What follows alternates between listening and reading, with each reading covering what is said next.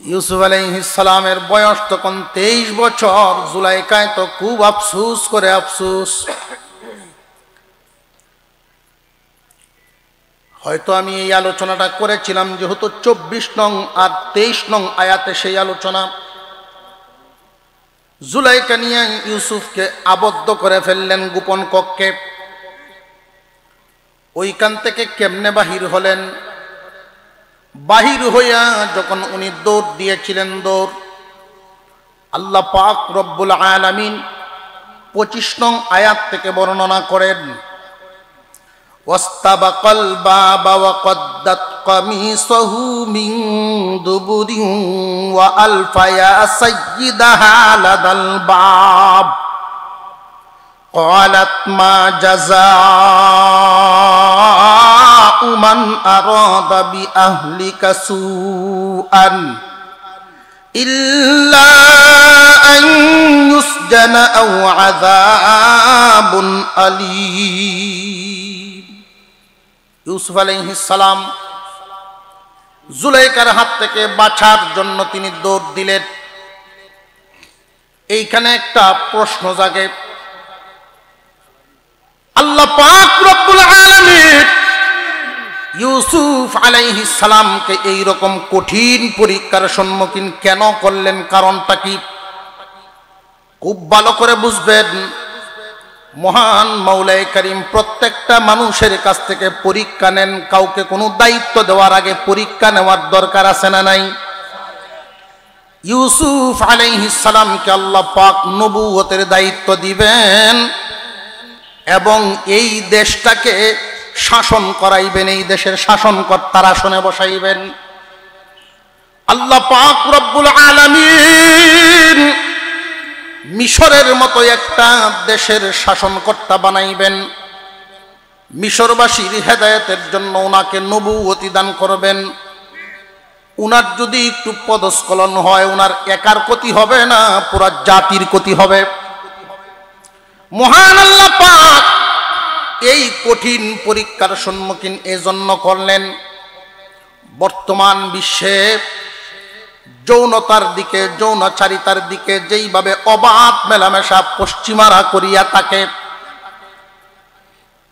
America এবং বিভিন্ন দেশ ওপেন চলাফেরা আছে না নাই?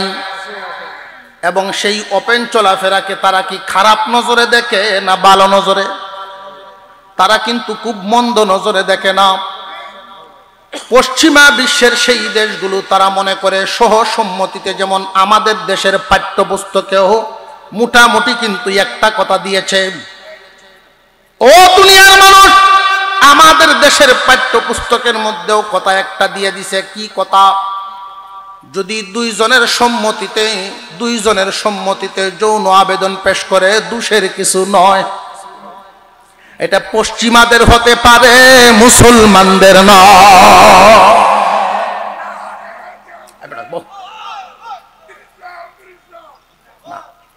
তকবীর দিবা 10টি করে কমবো, বাড়তো না, কমবো, খালি হাদিয়া কমবো। এমনি বেটা জামেলাত আছে, তকবীর দিও না মেয়া, বিহুদ আমরা, ঠিক না? আহত বিহুদ আছে বিভিন্ন দিকে, তকবীর শুনলে এরা ডরায়। কি দরকার আমরা দেও নাই? পশ্চিমা কালচার আর আমাদের কালচারে বেশ কম আছে না নাই? ইসলামিক কালচার আর ইসলামিক কালচার বেশ কম আছে না নাই? জানিয়া রাখবেন ইমানদার মুসলমান ভাইয়েরা আমার, শুধু আমাদের নবীর ধর্মই কিন্তু ইসলাম ধর্ম নয়। আদম আলাইহিস সালাম থেকে নিয়ে সমস্ত নবীর ধর্ম ইসলাম ধর্ম। কথা বুঝে আসতেছে?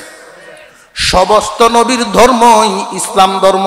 আল্লাহ তাআলা যখন যেই নবীকে দিয়েছেন, পাঠিয়েছেন, সবাই ইসলামের দাওয়াত দিয়েছে। ইসলামী কালচার আর মানব রচিত কালচার কি সমান না বেশ কম আছে? তখনকার সময়ে কিন্তু মিশর ছিল উন্নত দেশ। তখনকার সময়ে মিশরের কালচারও ছিল এইরকম ওপেন যৌনাচারীর দেশ। কথা বুঝে আসতেছে? ওই রকম একটা দেশে একজনের বিবি আর একজনের সাথে সময় দেওয়া, যৌনাচারিতা করা, তারা তেমন বড় দোষের মনে করত না। তেমন বড় ধরনের দোষের মনে করত না। হ্যাঁ, স্বাভাবিক স্বাভাবিক, দুইজনের সম্মতিতে এই জাতের কাজ করা তারা দোষের মনে করত না। মহান আল্লাহ পাক রব্বুল আলামিন ইউসুফ আলাইহিস সালামকে বানাইছেন, দুনিয়ার অর্ধেক সৌন্দর্য একা ইউসুফকে দিয়েছেন। এই ইউসুফ আলাইহিস সালামের প্রতি শুধু জুলাইকা কেন, আরো এমপি মন্ত্রী আছে না নাই সেই দেশে। জুলাইকা যেমন নিজের রূপ প্রকাশ করতেছে, নিজের রূপ প্রকাশ করতেছে, আরো নারীরাও তো করতে পারে। এবং যখন ইউসুফ আলাইহিস সালাম শাসনকর্তার চেয়ারে বসবেন, তখন অনেক নারীরা ওনাকে এই ফাঁদে ফেলার চেষ্টা করতে পারে। মহান আল্লাহ পাক এই জন্য এমন একটা ঘটনা ঘটাইলেন, যেই ঘটনার মাধ্যমে ওনার পরীক্ষায় উনি পাশ হয়ে যান, সমস্ত নারীরাও যেন নিরাশ হয়ে যায় যে না, উনি এই ধরনের লোকেই না। কথা বুঝে আসতেছে? এবং পরবর্তীতে উনি যখন শাসনকর্তার চেয়ারে বসবেন, এই পদ্ধতি, এই বিষয় যেন সঠিকভাবে মানুষেরা বুঝতে পারে যে উনি তো ওই জিনিসগুলো পছন্দ করেন না, এই সমস্ত কাজ থেকে উনি পবিত্র। কথাটা বুঝে আসতেছে আপনাদের? আল্লাহ পাক এই জন্য উনার মাধ্যমে এই জাতের এক ঘটনা ঘটাইলেন এবং এই পরীক্ষায় ওনাকে উত্তীর্ণ করলেন। ইউসুফ আলাইহিস সালাম যখন রুমের ভিতরে আছেন, একটা কক্ষের ভিতরে, এই রুমটার ভিতরের অবস্থা ছিল এটা জুলাইকার খাস কামরা। ওই খাস কামরার ভিতরে জুলাইকা মূর্তির পূজা করত। জুলাইকা যখন ইউসুফ আলাইহিস সালামকে নিয়ে এই রুমের ভিতরে ঢুকিয়া যায়, জুলাইকা যে আর একজনের বিবি, বহুদিন যাবৎ তার সংসার করতেছে, এই জন্য আপনারা এটা ভাববেন না যে তার সৌন্দর্য কম। না, তৎকালীন সময়ে জুলাইকা ছিল তখনকার সময়ের বিশ্ব সুন্দরী। এই বিশ্ব সুন্দরী একজন মহিলা, বিশেষ করে বলি যুবকরা রে, খুব কান পেতে শুনবেন, খুব কান পেতে শুনবেন। যার জন্য পরীক্ষাটা যত কঠিন হয়, রেজাল্টটা তত ভালো হয়। আমরা এখানে যারা আছি, অনেক যুবক মানুষ আছে, যুবক ভাইয়েরা বিশেষ করে 20 থেকে 25-এর কোটায় যে সমস্ত যুবকরা আছে, 15-র উপরে 25-এর ভিতরে এই যে 10টা বছর, এটা খুব সাংঘাতিক এক বছর, সাংঘাতিক একটা সময়। এই 10টা বছর যে যত বেশি কন্ট্রোল করবে, আল্লাহ পাক তার শান মান মর্যাদা তত উপরে উঠায়া দিবেন। এই 10টা বছর যদি তুমি তোমাকে কন্ট্রোল করে রাখতে পারো, আল্লাহ রাব্বুল আলামিন এই উসিলায় তোমার মান মর্যাদা বাড়ায়া দিবেন। আল্লাহ পাক রব্বুল আলামিন ওই ঘটনা যে ঘটাইলেন, জুলাইকা নিজের সৌন্দর্য ইউসুফের সামনে পেশ করা শুরু করলো। জুলাইকা এমন একজন নারী, যেই নারী ইউসুফের দুনিয়ার জমিনের মালিক। এই দুনিয়ার জমিনে জুলাইকা এবং জুলাইকার স্বামী ছিল ইউসুফের আশ্রয়দাতা। এরপরেও যে অন্যায়ের জন্য ডাকতেছে, ইউসুফ কি গেছে না নিজেকে বাঁচাইছে? এর দ্বারা বোঝা যায়, খুব ভালো করে বুঝবেন, আল্লাহর হুকুম আর দুনিয়ার মালিকের হুকুম। একজন বড় মালিক আর একজন দুনিয়ার মালিক। বড় মালিক গুসা হন, এমন কাজ দুনিয়ার ছোট মালিককে খুশি করতে গিয়া করা যাবে না। ইউসুফ আলাইহিস সালাম ওই ঘরটার ভিতরে দাঁড়ায় আছেন, একদম গোপন কক্ষে। জুলাইখা তার ওড়নাটা খুলিয়া ওই মূর্তির উপরে দিয়া দিছে। মূর্তিটার উপরে দিয়া নিজের সৌন্দর্য আস্তে আস্তে কাপড় খুলিয়া যখন প্রকাশ করা শুরু করছে, ইউসুফ আলাইহিস সালাম জিজ্ঞাসা করেছিলেন, জুলাইখা, ওই মূর্তিটারে তুমি ডাকলা কেন? যে আমি সকাল বেলায় মূর্তির পূজা করি, দুপুর বেলায় মূর্তির পূজা করি, রাতেও একবার মূর্তির পূজা করি। আমি যেই মূর্তির পূজা করি, মনের বাসনা কামনা পূরণ করতে গিয়া ওই মূর্তির সামনে নিজেকে কেমনে উন্মুক্ত করি এবং তারে দেখায়া কেমনে গুনার কাজটা করি। এই জন্য কাপড় দিয়ে আমি তারে আগে ডাইকে লইতেছি। মূর্তি পূজার চিন্তা। জুলাইখায় কয় আমি যার পূজা করি তার সামনে কেমনে অন্যায় করি, এই জন্য কাপড় দিয়ে আগে ডাইকে লইছি।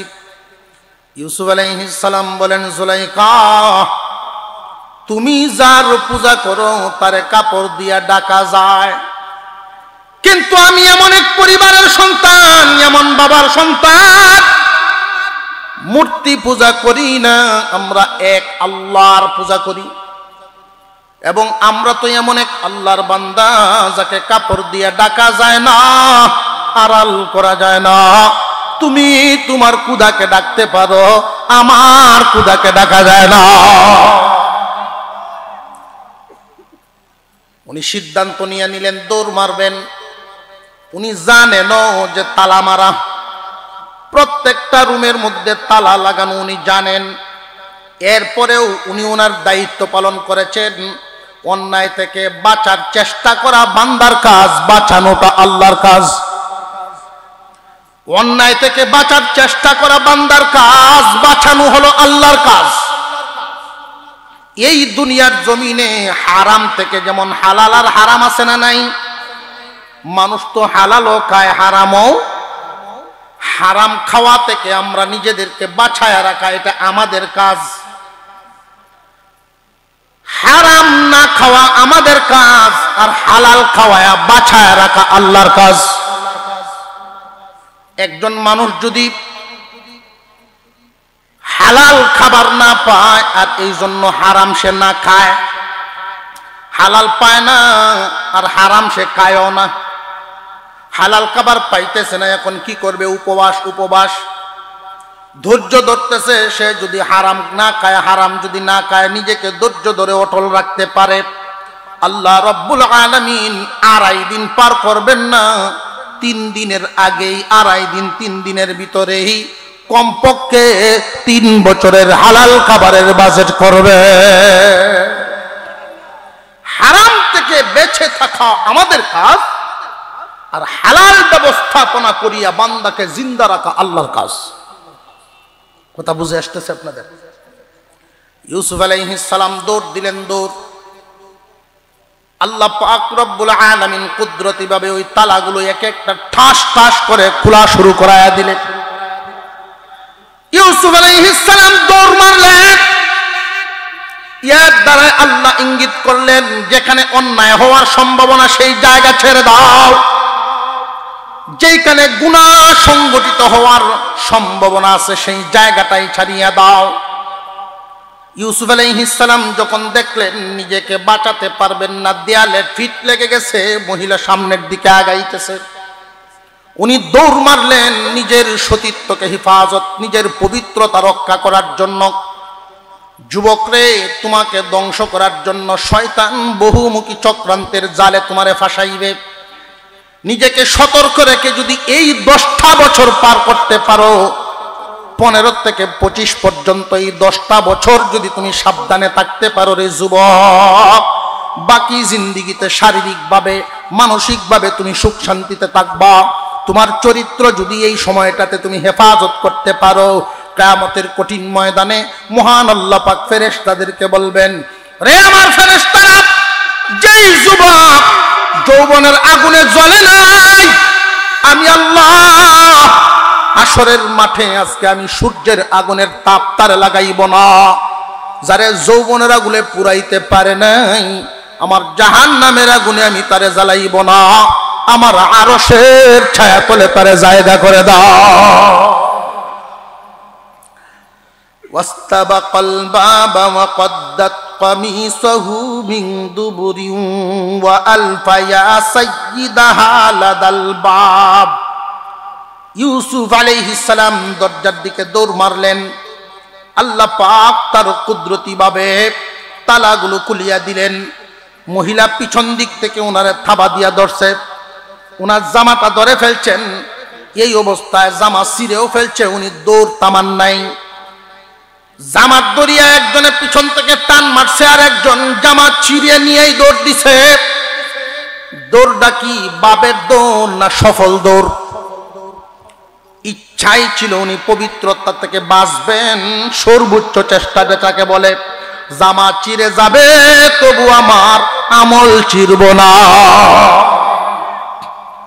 একদম সর্বশেষ যেই দরজাটা, মহিলাও পিছন থেকে দৌড়ে, উনিও সামনের দিকে দৌড়েন। দৌড়িয়ে গিয়া অবস্থাটা কি হইল শেষ পর্যন্ত আল্লাহ পাক বলেন, ওয়া আলফায়া সাইয়্যিদাহা লাদাল বাব قالت ما جزاء من أراد بأهلك سوءا إلا أن يسجن أو عذاب أليم।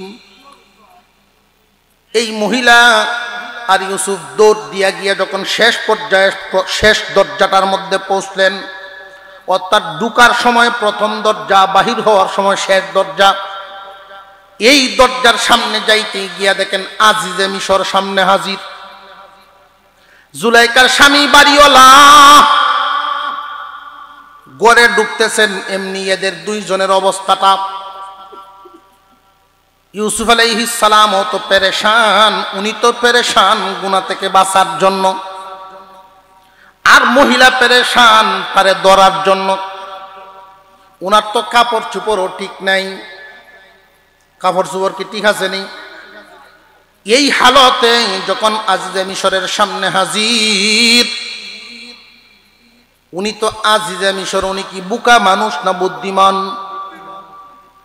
বুঝদার মানুষ। তখনকার সময়ের মিশরের শাসনকর্তা, উনার সামনে যখন পড়ে গেল, উনি কি কিছু বুঝার বাকি আসেনি?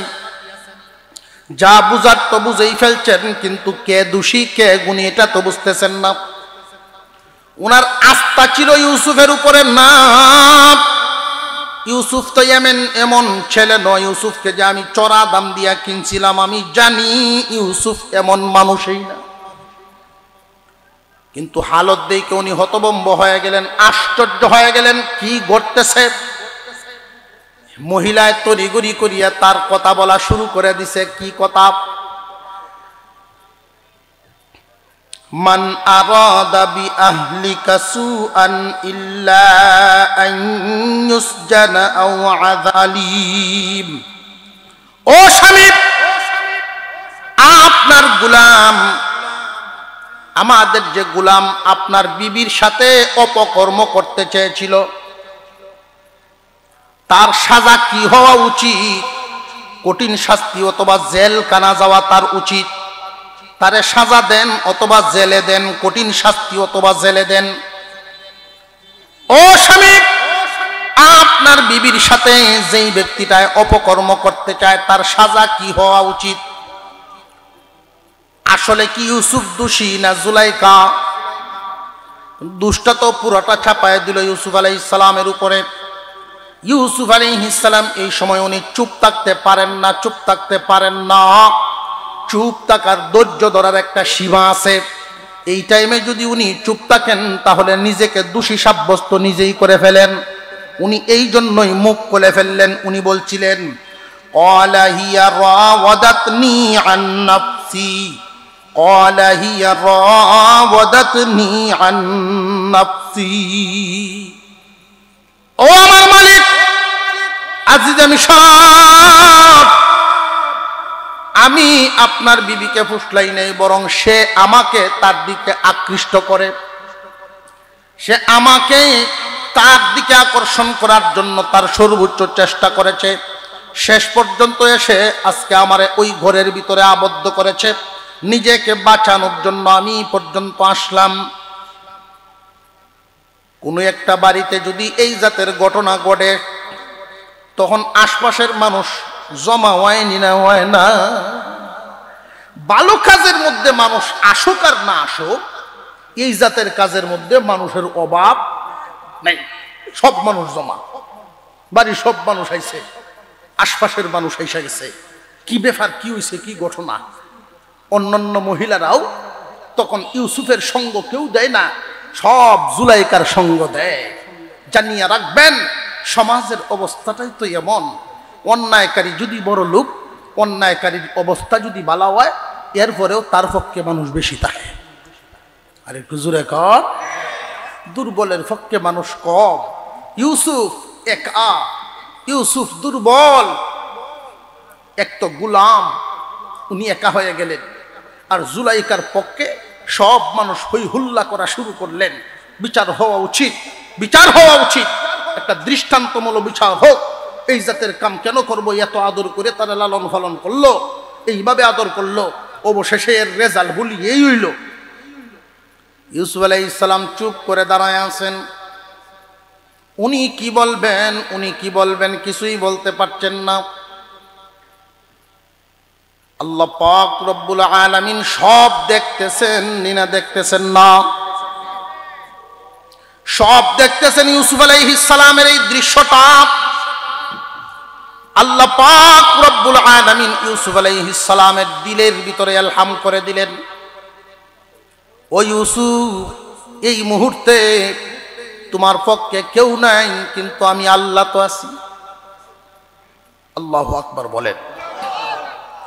উনি যে পরীক্ষাটা দিলেন, পরীক্ষাটা কি ছোটখাটো পরীক্ষা নেই। আগুন থেকে বেরিয়ে আইছেন, আগুন। এই হালতে আল্লাহর সাহায্য তো আসবে। কিয়ামত পর্যন্ত মানুষের জন্য এখানে শিক্ষা। এই রকম পরিস্থিতির মোকাবেলা যদি তোমরা করতে পারো, ফলাফল তোমাদের জন্য থাকবে।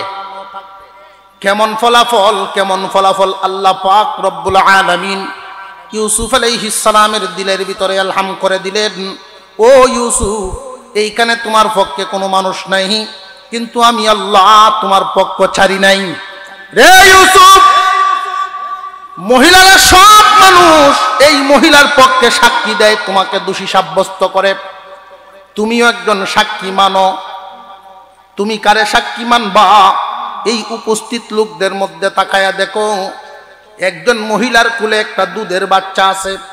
এই দুধের বাচ্চাকে, দুগ্ধ পুষ্য বাচ্চাটাকে তোমার পক্ষের সাক্ষী মানিয়া লও। ইউসুফ আলাইহিস সালাম এই দুগ্ধ পুষ্য বাচ্চাকেই সাক্ষী মানিয়ে ফেললেন যে আমার পক্ষে এই বাচ্চাটা সাক্ষী দিবে। এখন এই সাক্ষীটা যে বাচ্চায় দিবে, উপস্থিত ব্যক্তি যারা, তারা তো ইউসুফ আলাইহিস সালাম সম্পর্কে মোটামুটি ধারণা রাখে। উনি সাধারণ কোনো মানুষের মতো নন, সাধারণ একজন যুবকের মতো নয়। ওনার চলাফেরা, আচার আচরণ, কথাবার্তা অন্য 10টা যুবকের চাইতে একটু ভিন্ন। তো উনি যে এই বাচ্চাটাকে সাক্ষী মানলেন, অন্যরা যেন মনে মনে এরকম কোনো কল্পনা বা ভাবনা চিন্তা করতে না পারে যে ইউসুফ কি এই বাচ্চার উপরে জাদু টুনা করে ফেললো কিনা, ইউসুফ কি এই বাচ্চাকে কোনো কিছু আকর্ষণ করে ফেললো কিনা। তাকে কথা বুঝে আসতেছে আপনাদের? নইলে একটা দুধের বাচ্চাকে উনি সাক্ষী মানবেন? এই জন্য আল্লাহ পাক এই বাচ্চাটাকে দিয়া কোনো রায় দেওয়ার নাই। বাচ্চায় শুধু এমন এক পদ্ধতি আজিজে মিশরকে শিখাইয়া দিছে, যেই পদ্ধতিতে সকলেই সত্য মিথ্যা পার্থক্য করতে পারবে। আল্লাহ পাক বলেন, ইন কানা কামিসুহু কুদ্দা মিন কুবুলিন ফাসাদাকাত ওয়া হুয়া মিনাল কাযিবিন ওয়া ইন কানা কামিসুহু কুদ্দা মিন দুবুরিন ফাকাযাবাত ওয়া হুয়া মিনাস সাদিকিন ফালাম্মা রাআ কামিসাহু কুদ্দা মিন দুবুরিন ক্বালা ইন্নাহু মিন কাইদিকুন্না ইন্না কাইদাকুন্না আযীম। এই ছোট বাচ্চাটা, দুগ্ধ পুষ্য বাচ্চায় জবান খুলে ফেলছে, বলেন আল্লাহু আকবার। দুধের বাচ্চা জবান খুলে সাক্ষী দেওয়া শুরু করে দিল। ও আজিজে মিশর, ও উপস্থিত জনতা, তোমরা কাকে গুণী বলবা আর কাকে দোষী বলবা? আলামত আগে দেখো, এরপরে দোষী গুণী সাব্যস্ত করো। আগে আলামত দেখো, ইউসুফকে তোমরা দোষী করবা নাকি জুলাইকাকে দোষী করবা? তোমরা আগে লক্ষ্য করো। যদি গো ইউসুফের পিছন সিরা থাকে, তাহলে মনে করবা মহিলা মিথ্যাবাদী। আর যদি ইউসুফের সামন চিরা তাকে, তাহলে মনে করবা ইউসুফ মিথ্যাবাদী। এখন তোমরা দেখিয়া লও তারা যখন তাকাইলো পাঞ্জাবিটা যে সিরা আছে, ওনার জামাটা যে সিরা, ওই জামা কি সামন চিরা না পিছন? আরো জোরে কন। পিছন চিরা দেখাই তো বুঝিয়া ফেলছে দৌড় দিয়েছিল পিছন দিক দিয়া মহিলায় দৌড়ছিল। এই বাচ্চার রায় দেয় নাই কে দোষী কে গুণী। বাচ্চায় যদি বলতো ইউসুফ গুণী, জুলাইকা দোষী, হয়তো উপস্থিত ব্যক্তিরা মনে মনে ভাবতে পারত ইউসুফে মনে হয় বাচ্চার উপরে জাদু করেছে। এই জন্য এই বাচ্চায় কোনো রায় দেয় নাই কে দোষী কে গুণী। তোমরা দেখিয়া লও, আমি শুধু আলামত বাহির করে দিলাম, আমি শুধু রাস্তা দেখায়া দিলাম, বাকিটা তোমরা সিদ্ধান্ত নিবে। রে উপস্থিত জনতা, লক্ষ্য করে দেখো ইউসুফের কোন সাইড জামা চিরা। যদি সামন চিরা থাকে ইউসুফ দোষী হবে, আর যদি পেছন চিরা থাকে তাহলে বুঝবা জুলাইকা দোষী।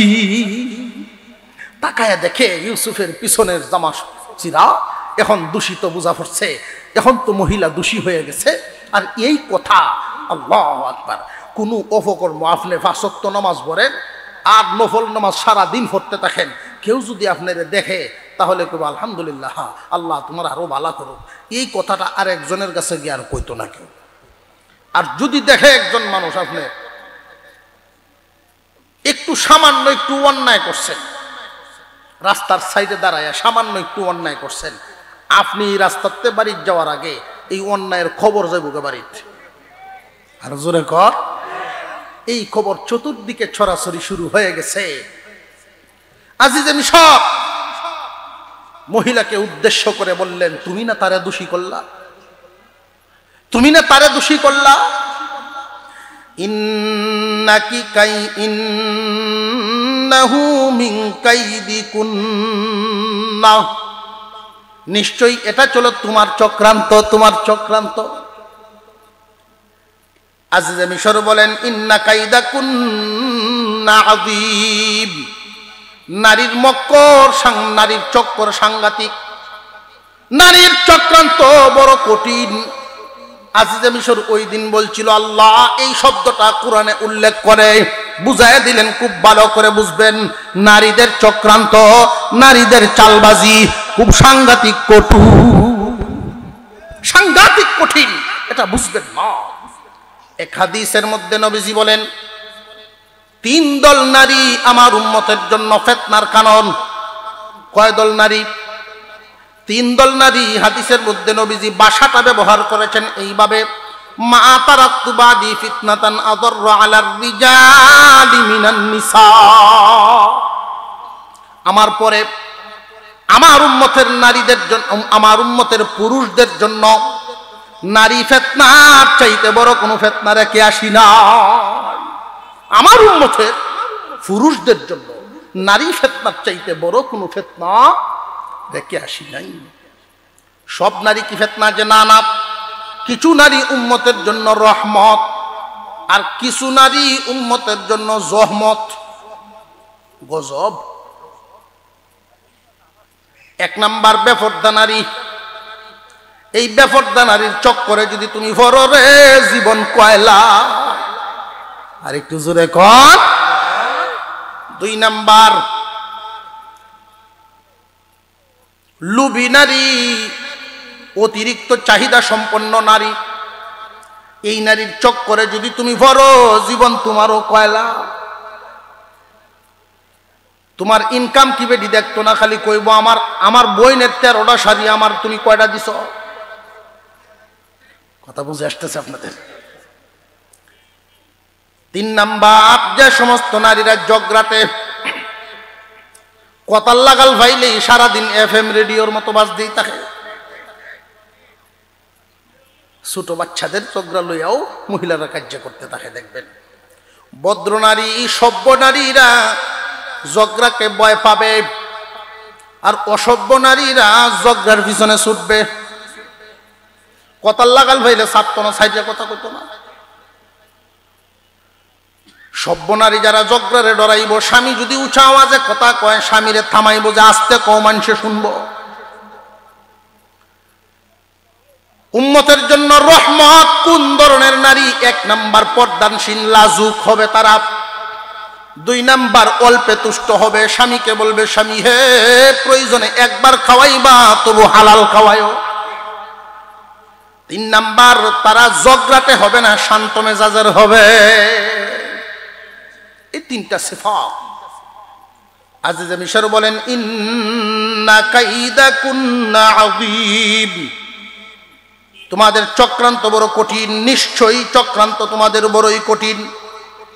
এবার ইউসুফ আলাইহিস সালামকে যে এত বড় একটা অপবাদ দিল, মহান আল্লাহ পাক রব্বুল আলামিন ইউসুফকে উদ্ধার করছেন না করছেন না?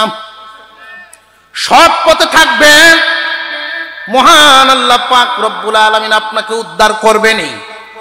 যদিও দেখেন ইউসুফ কি পরিস্থিতির সম্মুখীন পড়ছিলেন, সব মানুষ তার উল্টা, একমাত্র আল্লাহর সাহায্য ছিল ওনার সাথে।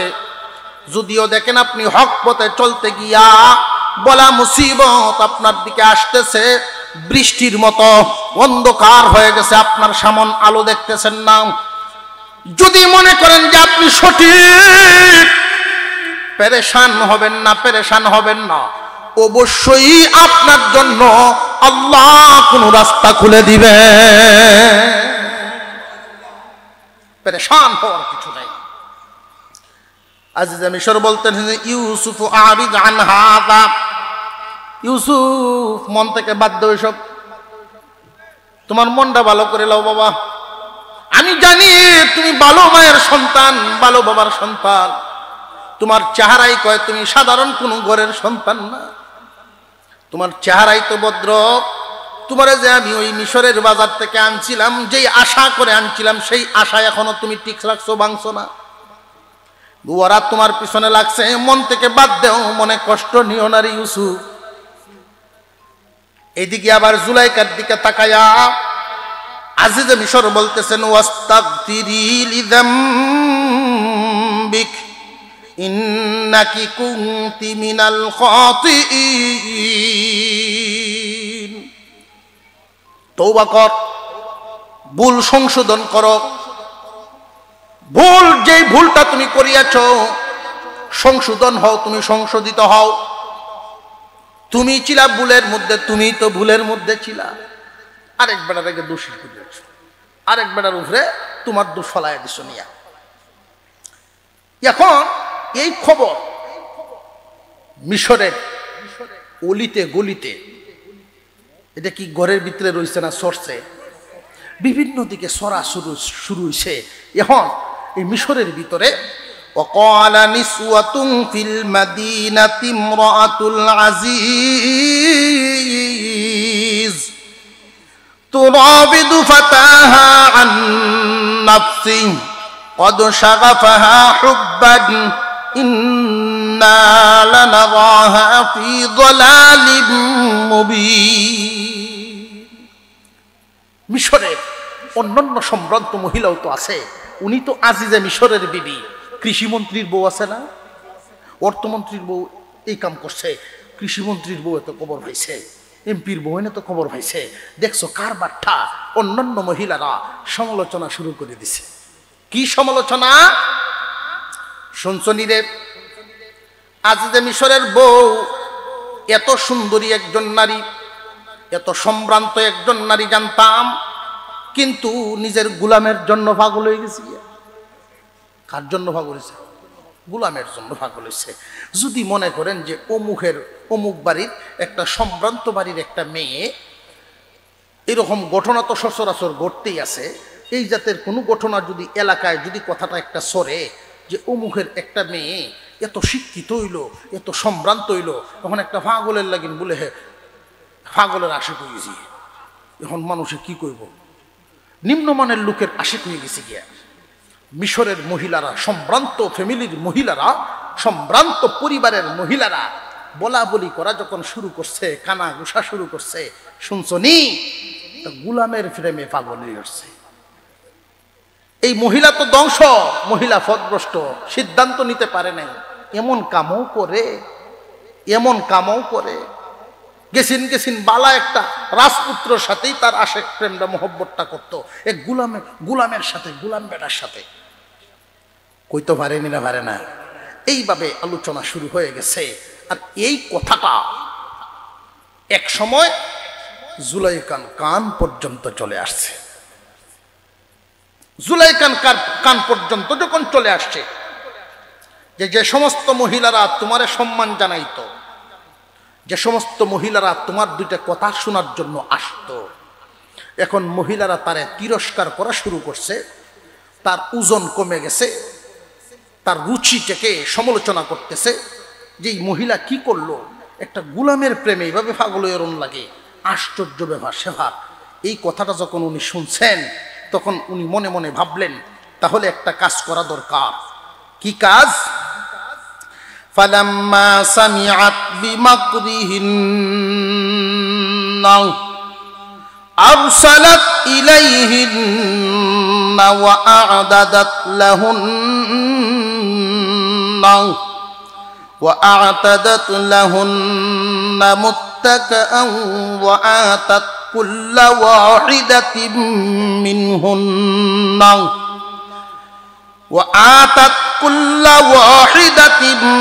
منهن سكينا وقالت اخرج عليهن فلما رأينه أكبرنه وقطعن أيديهن وقلن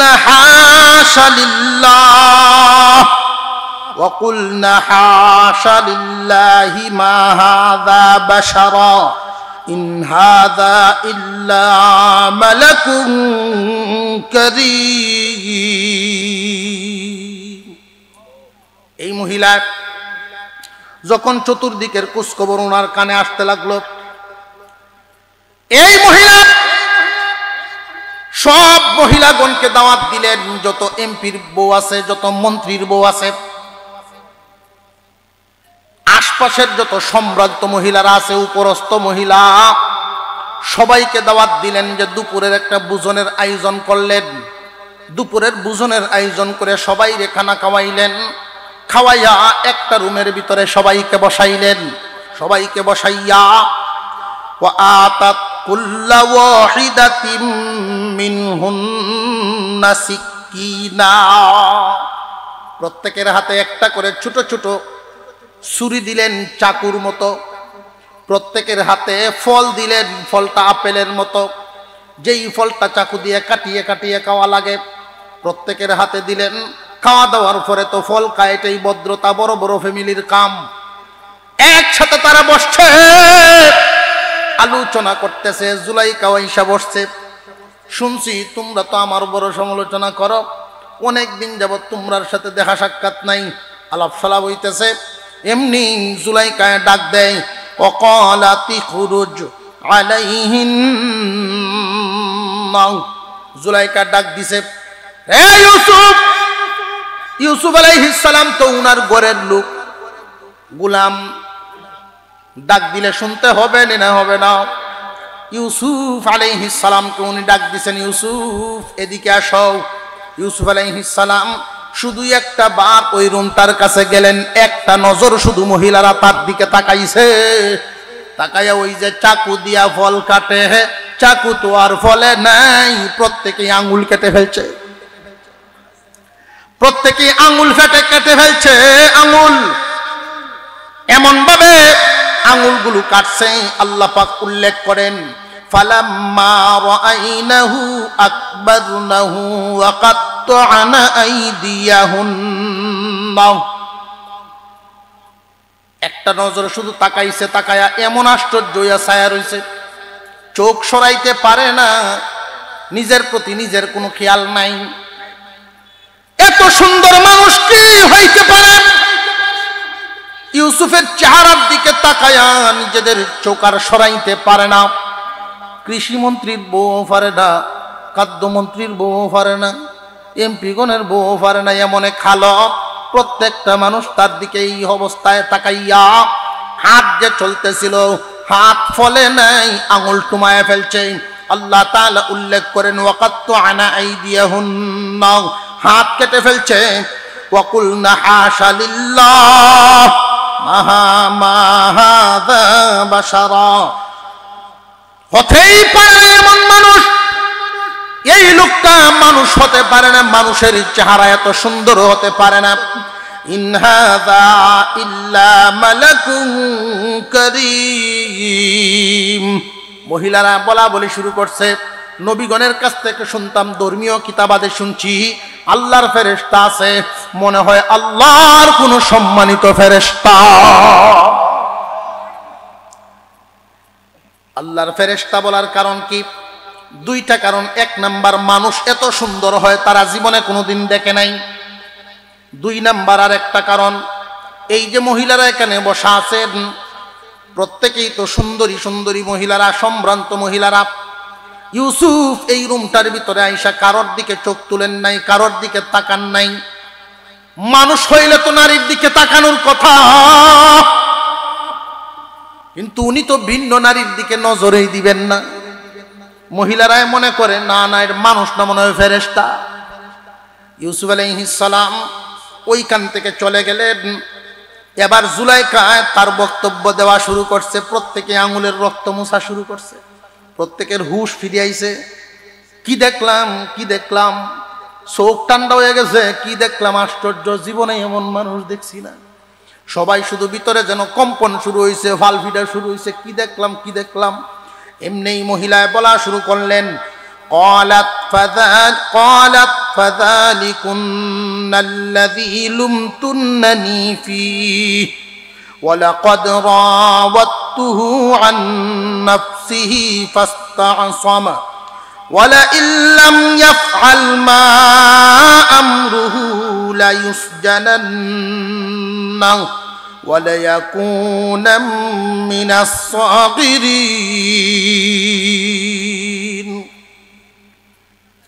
ইউসুফ আলাইহিস সালামের ব্যাপারে এবার জুলাইখায় বলা শুরু করছে। জুলাইখায় কি বলে, রে আমার বোনেরা, সাথী সঙ্গীরা, আমার সখীরা, তোমরা আমার নিয়ে সমালোচনা করছো শুনছি আমি কেমনে একটা গোলামের প্রেমে পাগল হইলাম। এটা তো গোলাম না রে, দুনিয়ার অন্যান্য গোলামদের মতো না, একটা নজর শুধু তোমরা দেখাইলাম। এবার বলো দেখি আমার দোষ আছে কিনা। এত সুন্দর একজন চেহারার অধিকারী মানুষের সামনে তুমি কি নিজেকে কন্ট্রোল রাখতে পারবা কিনা? তুমি কি নিজেকে কন্ট্রোল রাখতে পারবা কিনা? কেউ তো নিজেদেরকে কন্ট্রোল করতে পারবে না। এই জন্য আমিও পাগল হইছি। আমার জায়গায় যদি তোমরা থাকতা, আমার আগেই তোমরা পাগল হইয়া যাইতা। এখন তো সবাই জুলাইখার প্রশংসা করতেছে, না না আপনার কোনো দোষ নাই, তার সুন্দরের দোষ। কথা বুঝে আসতেছে? আপনার কোনো দোষ নাই, তার সুন্দরের দোষ। এই কথা কইয়া এই মহিলারা যখন বসছে, এখন ইউসুফ আলাইহিস সালামের ব্যাপারে জুলাইখায় কয়, আমি তারে চাইছিলাম আমার দিকে আকৃষ্ট করার জন্য, কিন্তু ফাস্তাসমা, সে নিজেকে সবুরকারীদের, নিজেকে ধৈর্যশীলদের মধ্যে রাখছে, নিজেকে আত্মসমর্পণকারী বানান নাই। আমার দিকে যে আকৃষ্ট হবে এরকম না, সংযমীদের মধ্যে নিজেকে সামিল করে রাখছে, সর্বোচ্চ সংযমীর পরিচয় দিয়েছে, নিজেকে স্লিপ কাটাই নাই। আমি তারে পারি নাই। আমি দ্বিতীয়বার একটা চেষ্টা করাম, আরেকবার যখন চেষ্টা করাম, আমার কথায় যদি সে রাজি না হয়, তারে জেলখানায় দেয়াম, আর নইলে অপমান করাম। এখন ইউসুফ আলাইহিস সালাম তো রাজদরবারে থাকতেছেন। এই যে এমপি বউ গেল, মন্ত্রীর বউ গেল, কৃষিমন্ত্রীর বউ গেল, এখন হেরাও মাঝে মাঝে কুসকবর ফাটায়, পিঠে বানায় ফাটায়, ফল কাটতে ফাটায়। ও কি গো কারবার শুরু হয়েছে। এতদিন না জুলাইখার ফেসও আসিল, এখন দেখছে ব্যাক মানুষ সব ডিভা বলে বয়ে গেছে। এখন তো বড় যন্ত্রণা তো বলছেন। ইউসুফ আলাইহিস সালাম বলে, আল্লাহ এর থেকে আমার জেলখানাই বালা, এর থেকে আমার জেলখানা বালা। قال رب السجن أحب إلي مما يدعونني إليه وإلا تصرف عني كيدهن أصب إليهن وأكن من الجاهلين فاستجاب له ربه فصرف عنه كيدهن إنه هو السميع العليم ثم بدا لهم من بعد ما رأوا الآيات ليسجننه حتى حين ইউসুফ আলাইহিস সালাম যখন মনে মনে বললেন, আল্লাহ এই জাতের যন্ত্রণার থেকে তো আমার জেলখানাটাই বালা, নইলে এদের কাজ চক্করে কোন দিন জানি পড়িয়া যায় আর এমন কোন কাজ হইয়া যায় যেটা মূর্খদের কাজ। কথা বুঝে আসতেছে? যেই কাজটা নাকি মূর্খরা করে ফেলে, অর্থাৎ কোনো একটা অন্যায় নি আমার দ্বারায় হইয়া যায়, আল্লাহ এই চক্রান্ত থেকে, এই যন্ত্রণা থেকে আমার জেলখানাই বালা। আল্লাহ পাক রব্বুল আলামিন ইউসুফ আলাইহিস সালামের এই মনের তামান্নাটা পূরণ করে নিলেন, চাহিদা পূরণ করে নিলেন এবং মহিলাদের মাথায় বুদ্ধি উদ্ভূত করে দিলেন, বুদ্ধিটা বাহির করে দিলেন। সব মহিলারা বৈশা পরামর্শ করে, লও একটা কাজ করি, ইউসুফরে আমরা জেলখানাত ফাটাই, নইলে তো জুলাইকা দোষী হয়। এই কথা যখন চতুর্দিকে সরব যে জুলাইকা তারে আটকাইছিল, বাচ্চায় সাক্ষী দিছিল, তখন তো জুলাইকার বেইজ্জত হইয়া যাইব। একটাইতে গুলাম রে বেইজ্জত বানাইয়া তারে দোষী বানাইয়া জেলখানায় ফাটাইয়া দেই, সারা দেশের মানুষ বুঝবো অপরাধ করছিল, এই কারণে জেলখানায়। কথা বুঝে আসছে আপনাদের? মহিলারা বৈশা তাদের স্বামীদেরকেও এই কথা বলতেছে। যখন খাওয়াত বয় তখন বিবির আবদার স্বামী রক্ষা করেনি না করে না, যে তোমরা কি দেখো না আজিজে মিশরের গড় গোপনে গোপনে কি হইতেছে, তোমরা কি লক্ষ্য করছো? আজিজে মিশর একলা গোপনে রাখছে, তোমরা সকলে মিলিয়া জুলাইকার ইজ্জত রক্ষা করো, সকলে মিলিয়া ইজ্জত রক্ষা করো, তারে জেলখানায় পাঠাও। আজিজে মিশরের বিবির ইজ্জত রক্ষা হবে। জুলাইকার ইজ্জত রক্ষা করার জন্য নির্দোষ মানুষকে দোষী বানায়া জেলখানায় দেওয়া হয়। সেই জেলখানার মধ্যে আগে রাখছিলাম এক জায়গায়, প্রথম বছর হয়েছিল কুয়াত, এরপরে আইসিন মিশরের বাজারও, এরপরে আইসিন ওই গোপন কক্ষে গড়ের ভিতরে। এখন গড়ের ভিতরে জেলখানা বসায় রাখেন, জেল থেকে বাহির হবেন, শাসন কর্তার চেয়ারে বসবেন। আশা করি ইনশাল্লাহ আগামী বছর যেমনই শেষ করে নেওয়ার চেষ্টা করবো, নইলে তো খালি বছর বছর আমার এই দিতে থাকবো। আল্লাহ তাআলা আমাদেরকে আমলের তৌফিক দান করেন, আমরা বলি আমিন। আরো জোরে বলেন আমিন।